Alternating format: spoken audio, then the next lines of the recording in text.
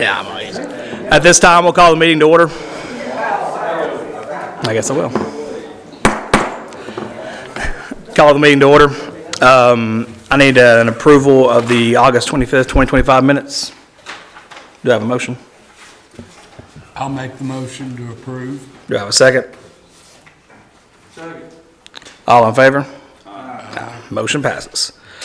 This time, we'll close the meeting for a public hearing to consider the following request: an administrative review request to establish a digital sign at 1125 West Main Street, the bucket request. Tommy? Mr. Chairman, just so to establish a little bit of procedure here, what we'll do is we will have the applicant come forward to the podium, state your name, and then talk about what kind of request that you're making here in front of us tonight. After the applicant, at that time, the board members can ask any questions that they have to the applicant. Once they're finished, the applicant can turn to their seat. Then we'll get our city attorney, Mr. Greppin, to step up and tell the city's side of the story. And then once that's finished, you can ask him any questions that you like. After that, then we will open a public hearing. If you wish to be recognized, make sure you are recognized by the chair. When you are, come up to the podium, state your name. You will then have 3 minutes. And when you have 1 minute remaining, I will hold up a 1. So when you see that, begin to please wrap up. Any questions from anyone in gallery? All right, Mr. Chairman, would the applicant please come forward? Yep.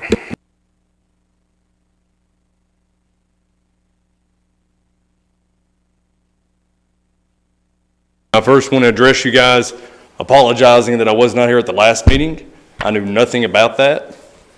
So thank you very much for putting me on the ballot and having me today. First thing I want to do is hand you guys out some papers. Is that okay? So everybody can look at them.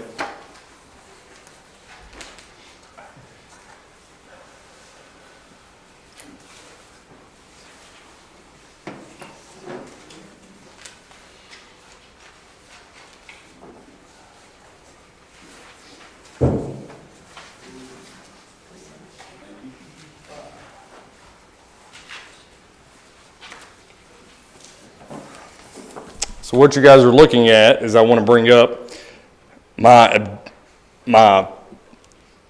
what I'm working to do today is to finish a sign that I started back in 2019. I've got most of it finished. 2019 is when this digital sign was approved for me to go up. Right after it was approved, COVID happened. Right after COVID, I had some other expenses such as a roof, AC and heating units that need to be replaced. I'm now at a position to where I can financially afford the digital sign to complete the original drawings, and that's what I'm doing here today. The first page is where it was originally approved by the city in 2019. The picture on the back of that is the final drawings. The other one was the original sketch, and then the very back photo is where we are at today with substantial progress being made. There's just a couple additional steps that need to be done. Those being getting the sign in and welding it to the poles that you see above the wood beams. And that's all I have. Any questions from the members to Mr. Bucket?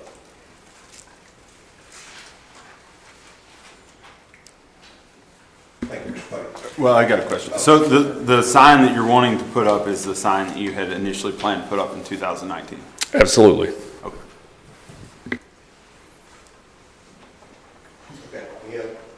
Any other questions? I would also like to point out that I am third generation of a business that's been paying taxes in the city for 70 years. And we've been on the West Main location since 1979. I really appreciate your support. Thank you. Thank you, Mr. Bucket. Andre? Good evening. This sign application was denied because the electronic sign in the application, the building official determined was a flashing sign. Flashing sign is defined under our zoning code as a directly or indirectly illuminated sign on which artificial light is not maintained stationary and constant in intensity and color at all times in use. This clearly falls within the definition of flashing sign, and flashing signs are prohibited in all zoning districts in the town of Livingston. That's why this permit was denied. There was mention of an original request and an approval in 2019. I have not seen a permit that was issued in 2019, but irrespective of that, our zoning code does provide that a building permit, which is required for constructing a new sign, shall become void 12 months from the date of issuance unless substantial progress has been made by that date on the project described therein. Well, here we are 6 years later and the sign is still not constructed, so that's not substantial progress. The sign that was requested is illegal under the zoning code. The City Council has considered this matter with respect to the sign ordinance on multiple occasions, and they've elected not to change the ordinance. I'll take any questions. This is out of order. I'll take any questions from the board.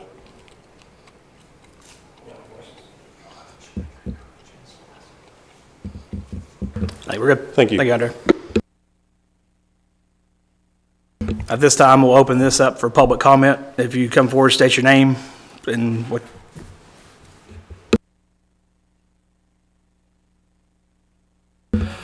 That is the city attorney. Oh, that's an opinion.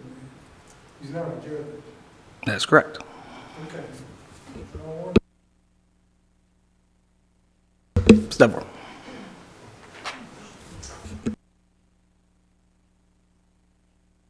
Oh, thank you, sir.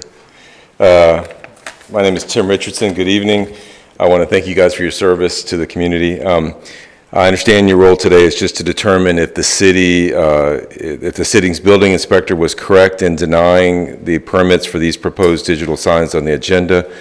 Based on my reading of the ordinance and based on what the city attorney says, it's clear that the city inspector was correct to deny these proposed digital signs. I don't see how a digital sign could be characterized as not flashing. When the message on the sign changes, which will happen frequently, how could it not be a flashing sign?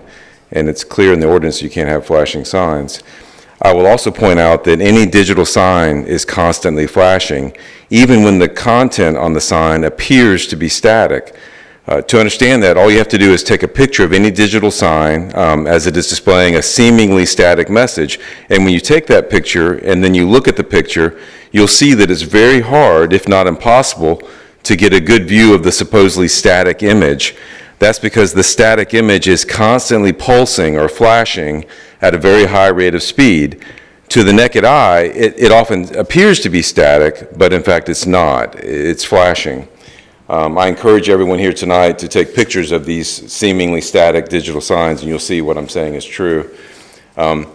As you and your fellow BZA members deliberate on this issue, I hope you will consider not only the clear language of the ordinance that prohibits digital signs, but also the intent behind the ordinance.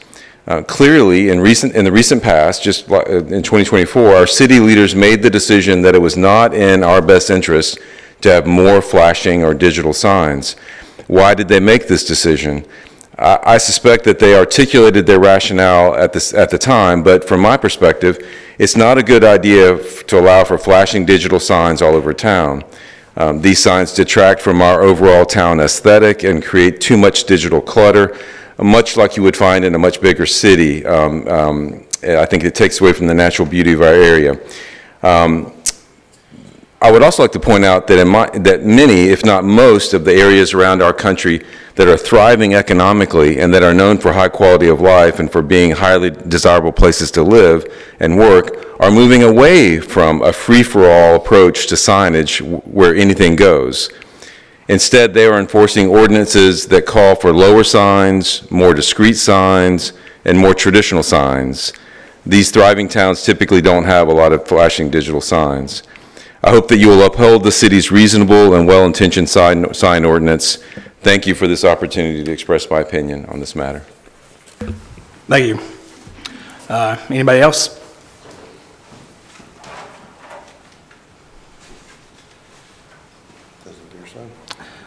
Does it, Administrator? So, okay, at this time, we'll reopen the BZA meeting for the consideration of the administrative review request to establish a digital sign at 1125 West Main Street.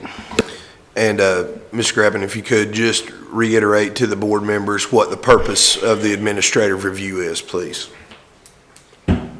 Again, the administrative review is just to interpret the zoning code and decide if the building official was correct in his application of the zoning code. So in this instance, the building official decided to reject a sign permit application based on the fact that it was a flashing sign. So the question before the board tonight is, was that a correct application of the zoning code?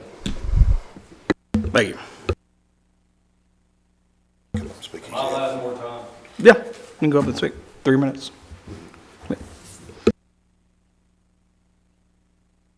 Say that Mr. Walter, I do believe, who is no longer here, did do a horrible job. When I first approached him, I did say, please look at the 2019 application. I shouldn't even need to fill one of these out. He refused to look at the application, said that I needed to fill out a new application, and it was then under the new 2024 flashing sign.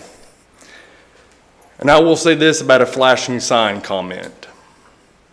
I think if you were to go over there to A.H. Roberts in the middle school and you were to have a digital sign with an 8 to 10 second relay and then have a caution sign that's flashing, I don't think you convince a teacher or student, principal, lunch lady, or janitor over there that the digital sign is flashing at them. So this is a very broad term, and this should allow room for you to decide what's appropriate. Being a business for 70 years, I think is a little different than an outside entity coming in. But again, I think we need to look at the bylaws from 2019. Since this was first approved in 2019, when I approached the city, it was just to get reapproval. I was told then and there to fill this out digitally. And that's when I was sent the email that it was denied. And that's what got all this started. As far as progress being made to the sign, substantial progress, I believe being 85% complete with COVID and the other things that I've had looking at me is substantial progress. And I'm very confident that it is. I've got 3 steps to complete the sign. So.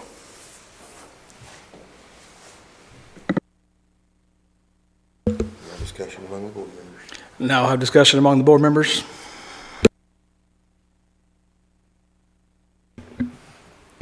Yeah. So, I mean, Wesley's got the 2019 permit here. I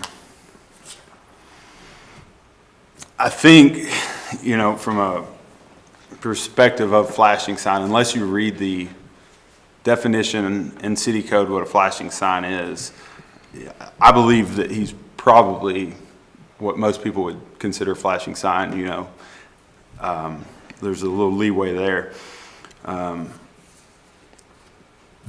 The 2019 ordinance or the ordinance that was in place in 2019 allows for the permit to extend past 12 months if substantial progress is made. Doesn't have an end date on it, you know, so is that 6 years? I don't know. There's no end date on it, so I think that could be legally shored up in the future. I think the alderman and the board have some work to do on that to ensure that. But I'm in the belief that we honor the 2019 permit. I don't know that we're the 2025. If it was 2025 and he hadn't already made the plans to have the sign up, I think we'd be in a different situation. I always wondered why the sign looked halfway complete driving by. And that's why, apparently.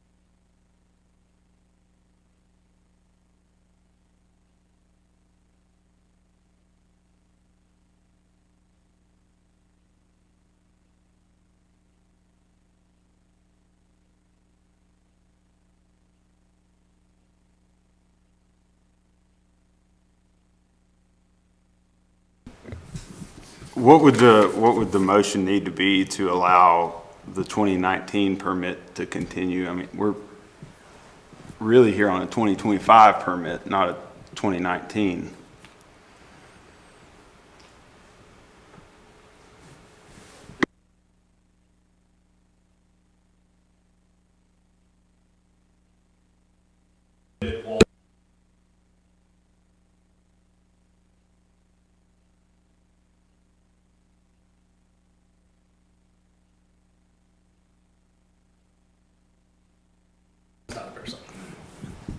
So I guess the question would be, like last month, we applied the ruling for the 2025 ordinance, but how does Mr. Puckett go forward with the 2019 permit?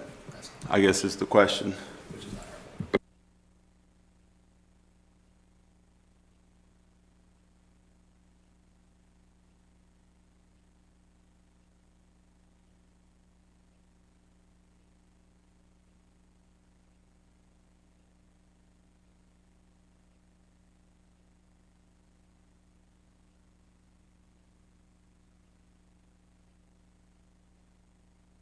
Would we be comparing the 25 to the 19, though?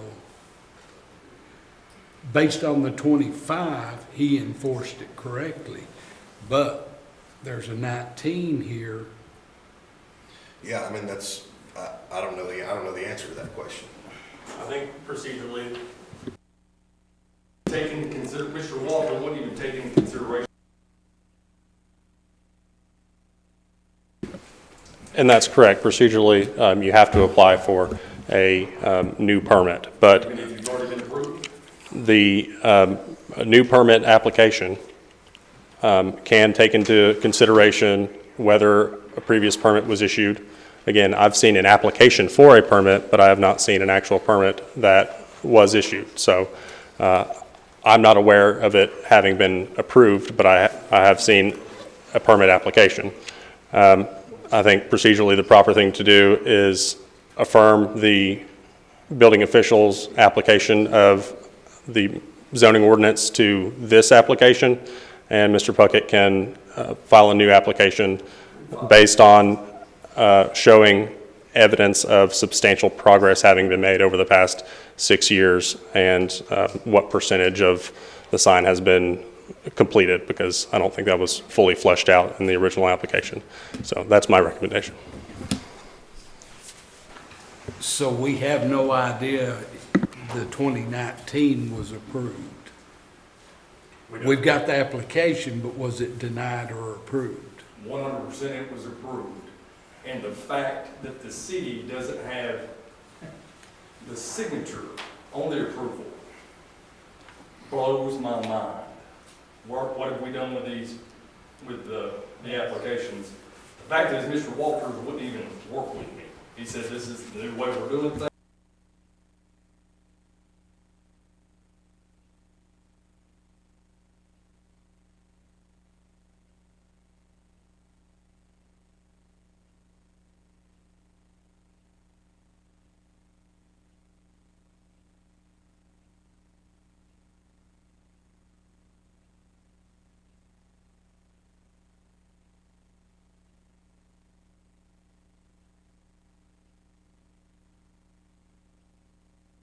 I have not seen evidence that the original 2019 permit application was approved. If Mr. Puckett has evidence of a signature on an application approval, then I think he should reapply for a new sign permit and demonstrate that.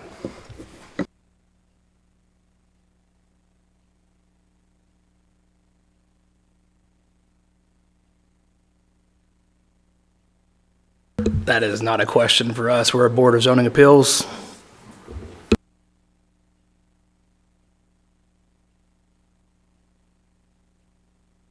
We're out of order here. Hang on. We're under discussion between the board members here for the motion of the zoning appeals. Do I have a motion before us here?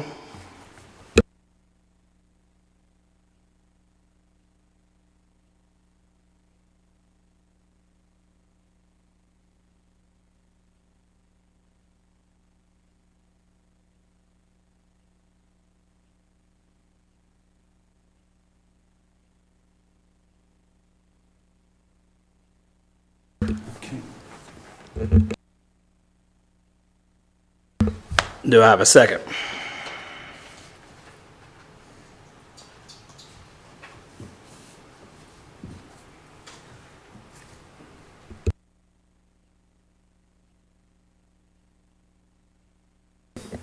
Can we make a motion to approve the, I mean, we can't make a motion to approve the 2019 permit, can we? Like, Our board doesn't have that scope.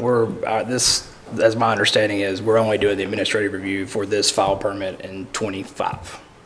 and I believe the penalty for building outside of the permit's $50 a day misdemeanor. Is that correct? Or, excuse me, If he like went ahead and built his sign without approval. without a permit, that would be a violation.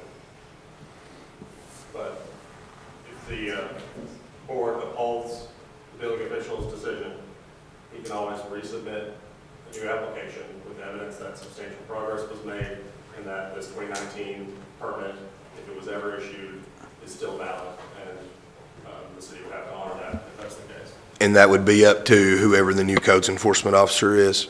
Correct. Okay.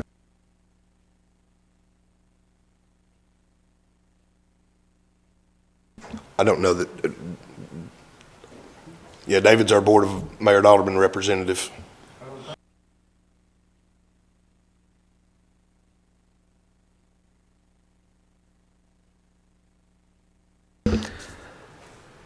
Nobody seconds the motion?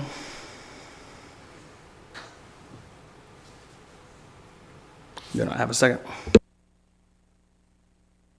Motion fails for lack of second.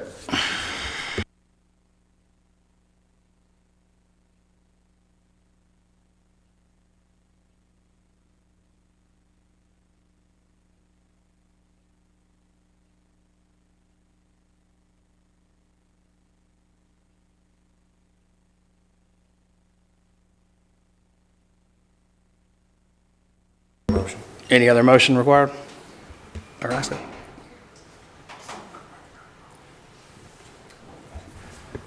I don't know if this is correct, but I agree that the 25, based on the way it's written now, the codes enforcer was correct. But what we need to look for is, if this was approved, to bring it back with a new application stating that this was approved and there's substantial enough construction done. Yeah, so Mr. Puckett could come back in with a new application.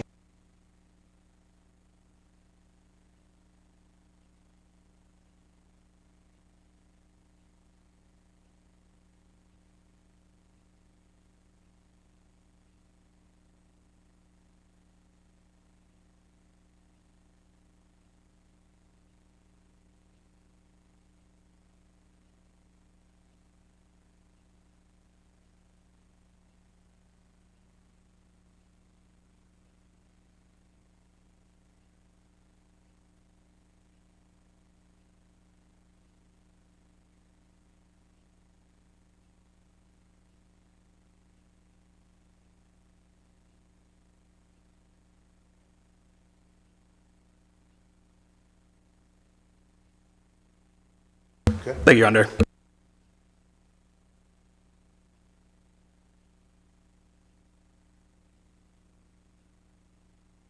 At this time, we'll reopen the BZA meeting to consider administrative review to establish a digital sign and rolling media request. Mr. Rowland?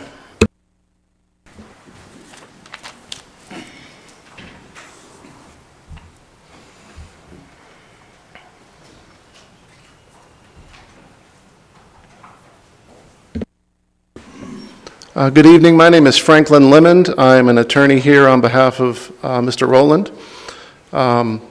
We are here to appeal the denial of Mr. Rowland's initial application for a digital sign.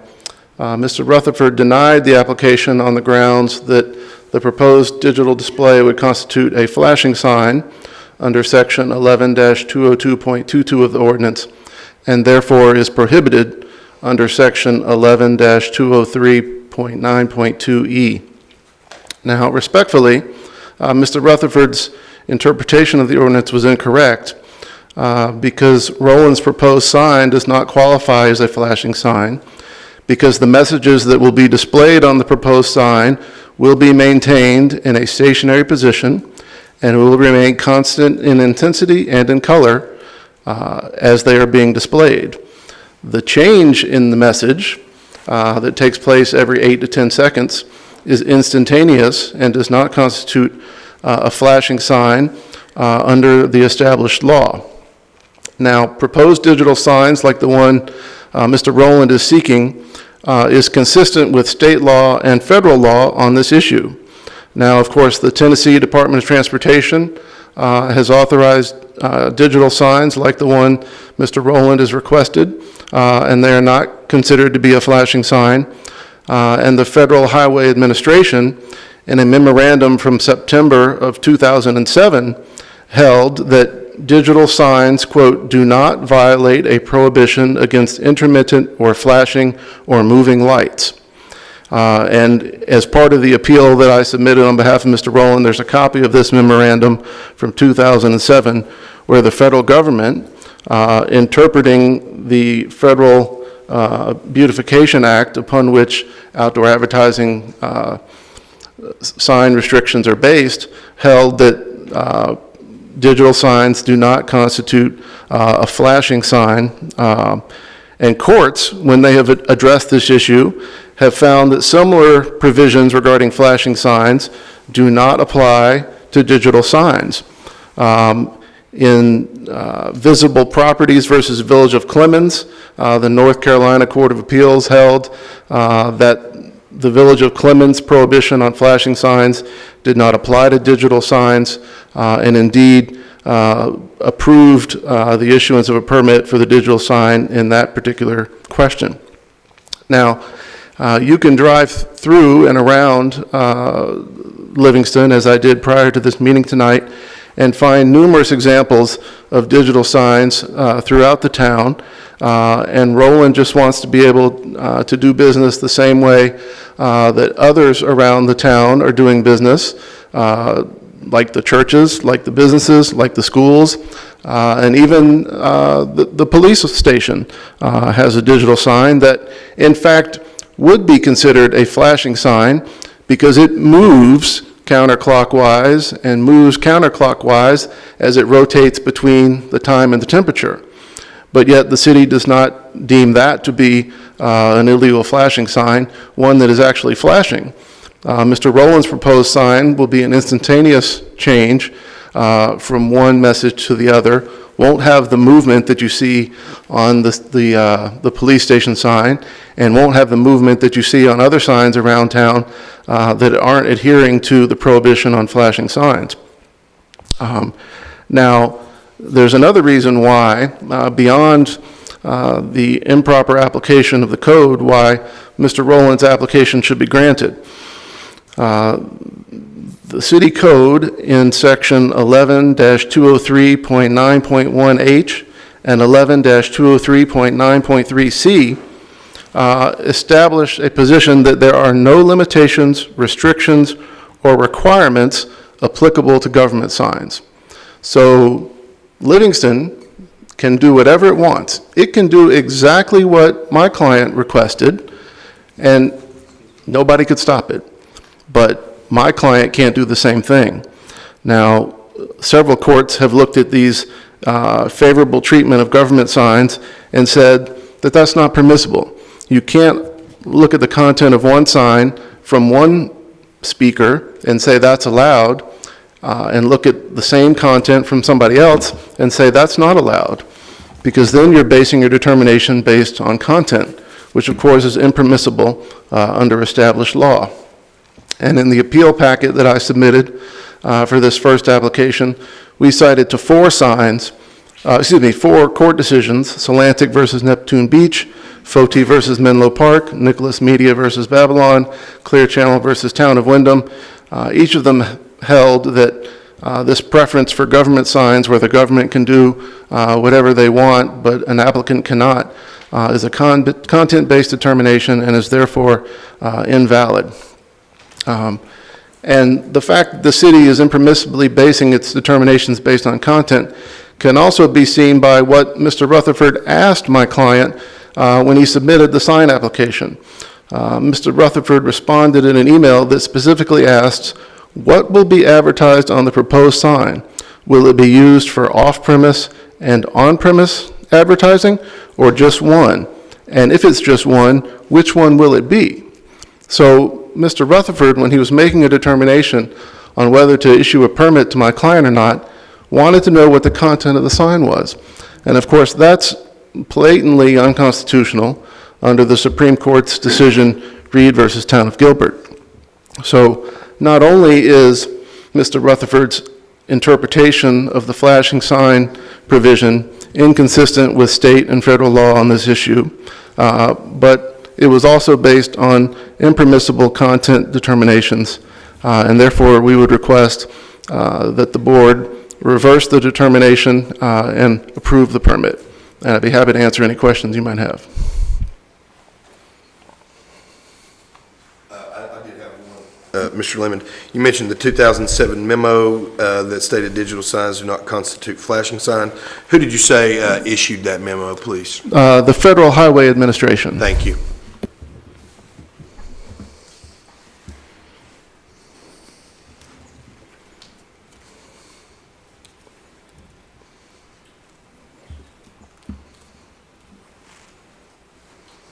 I think we're good. Thank you for your time. Thank you. Andre? We're here today, and this board is called upon to interpret and apply the zoning ordinance of the city of Livingston, not the Federal Highway Beautification Act, not the ordinances of the village of Clemens, the city of Livingston. We have a code, we have a definition for what a flashing sign is, and that is a directly or indirectly illuminated sign on which artificial light is not maintained stationary and constant in intensity and color at all times in use. Mr. Lemon addressed the board and stated that these digital signs would be changing every 8 to 10 seconds.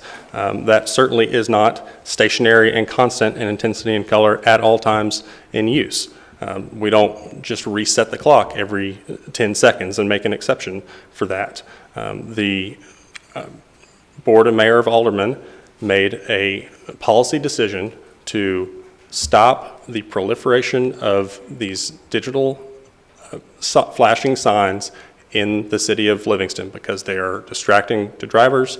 They harm the aesthetic appeal and downtown character of the city of Livingston.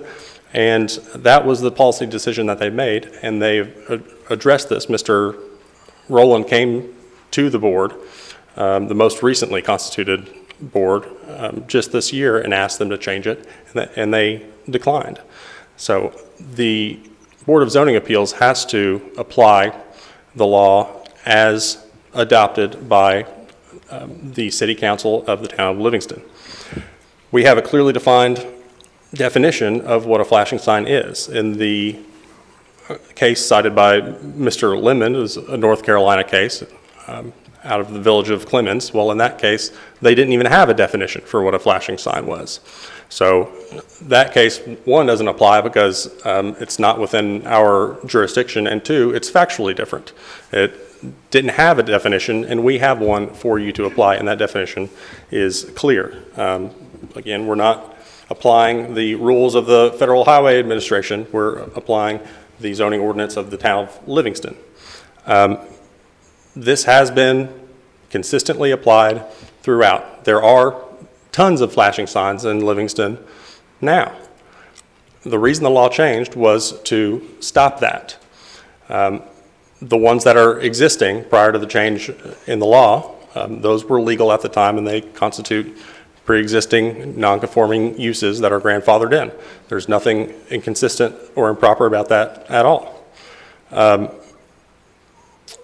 difference with government signs, there's no restriction on government signs. Well, that is proper as held by the Sixth Circuit Court of Appeals, the Federal Appeals Court with jurisdiction in Tennessee, and they held in Norton Outdoor Advertising versus Village of St. Bernard in 2024, just last year, that government speech cannot be content-based. So again, we're dealing with First Amendment arguments here that are foreign to this board and really have nothing to do with what the board is here to decide tonight. But Mr. Lemon addressed them, and so I will too, on the record. And we have a pronouncement from the Sixth Circuit Court of Appeals that government speech cannot constitute content-based regulation of private speech. Cannot constitute content-based regulation of private speech. That's the opposite of what Mr. Lemon just told you.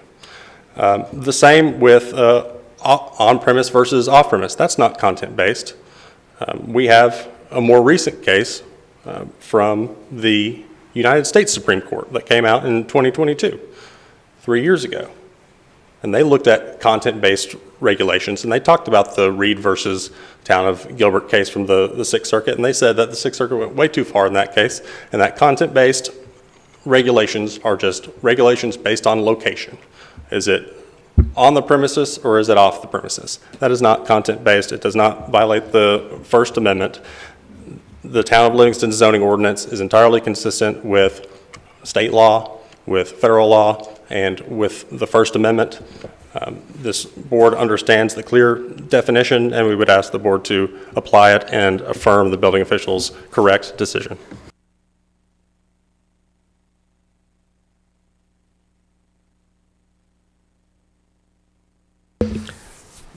Do we have any other public comment? We'll open the public hearing. Or at this time, we'll open the public hearing for any public comment.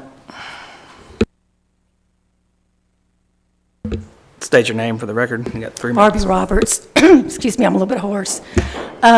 First of all, I think you did an excellent job of telling why this should not be changed. But I also want y'all to consider that you would set a precedent if you went against the codes administrator, what his decision was, and against the municipal code. And your president would allow anybody to come in here and put up a sign, because you can't just say Mr. Rowland can have a sign. What about everybody else that might want one? Or what about if Mr. Rowland wants 2 or 3 signs? You know, you're not just voting on one sign. And the other thing is you have no control over what's on that sign. I mean, it could be a business, it could be a political viewpoint. So I think you need to consider that when you think about this decision. Thank you. Thank you, Barbie. Any other public comment?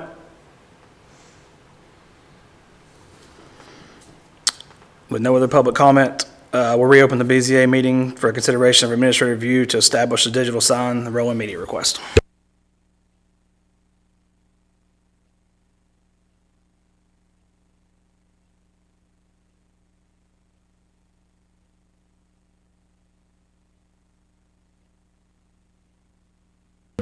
Okay, at this time, do I have a motion? I'll make a motion to affirm the building codes director's decision to deny the permit. Do I have a second?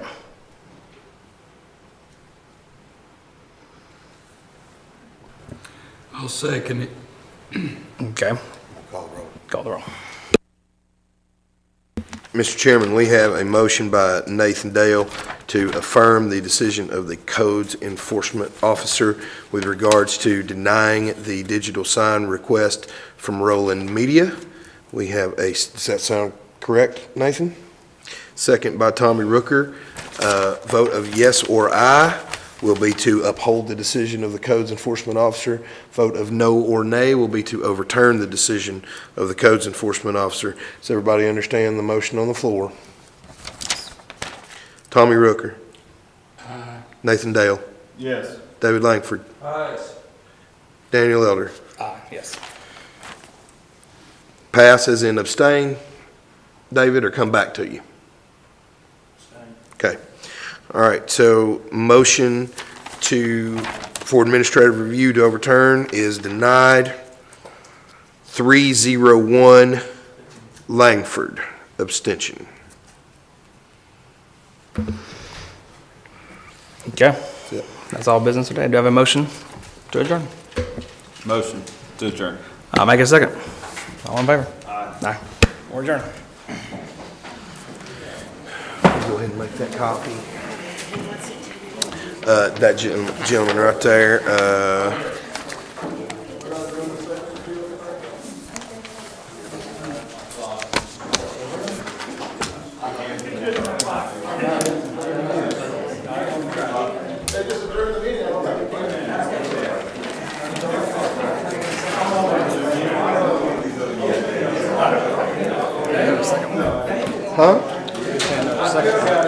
See, Dave,